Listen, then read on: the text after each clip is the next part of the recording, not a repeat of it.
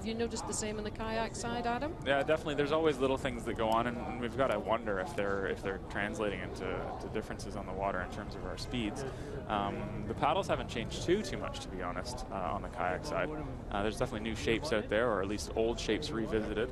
Some of the new shapes, quote unquote new shapes that we see, are just old shapes revisited, or just tweaked a little bit. But the big thing in the canoe paddles, there's quite a bit of specificity with them, paddler to paddler. And we're moving on to the women's K1 200 race. No break in the action. And no Marta Walczkiewicz here, Poland's 200-meter specialist.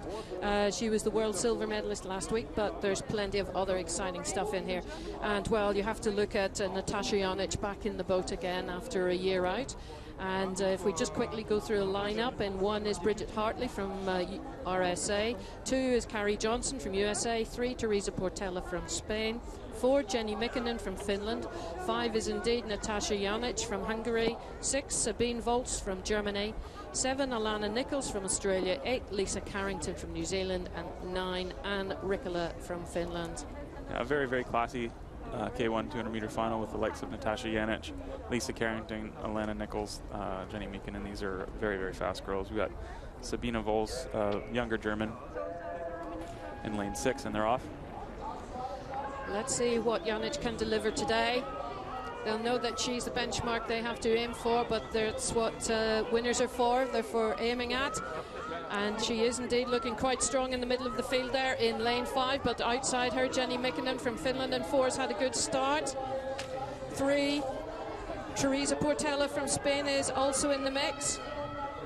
But look at the length of the stroke there, and Jonic, she's looking very composed as she drives into the last 30 meters. Natasha's looking good, but you're seeing here Lisa Carrington from New Zealand, last year's world champion, really pushing in the last half. Let's see what she has to push. That was very, very close. And I'm sure, although the win goes to Jonic, Carrington will be really motivated by that performance. I think so. I think so. Lisa had a really strong second half there, as she usually does. She employs, as does Alana Nicholls, a little bit more of a surf ski style technique, which does pay off, especially in the second half of these races. But Natasha had her work cut out for her there in the last half. Well, there you go. You're just seeing the slow-mo there. Lisa really burned it up over the last 30, 40 meters there. Really asked the questions of Natasha, and if Natasha takes a little look to her left, she'll know this woman is really in contention for coming over to the Olympic Games. Third place seemed to go to Alana Nicholls. Alana, a double medalist this weekend now. She got second yesterday in the K1 500, so I think she'll be pleased with that. Absolutely.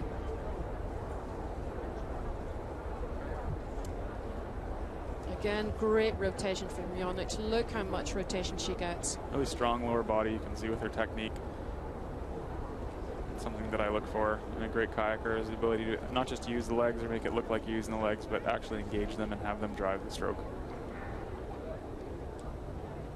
Sabine Volz, good future ahead of her. Yeah, very young. She's only 22 years old. As soon as I see 1990 next to a name, it sort of throws me for a loop. But you know. Of course, great depth to the German squad as we watch Jonic here cross the line.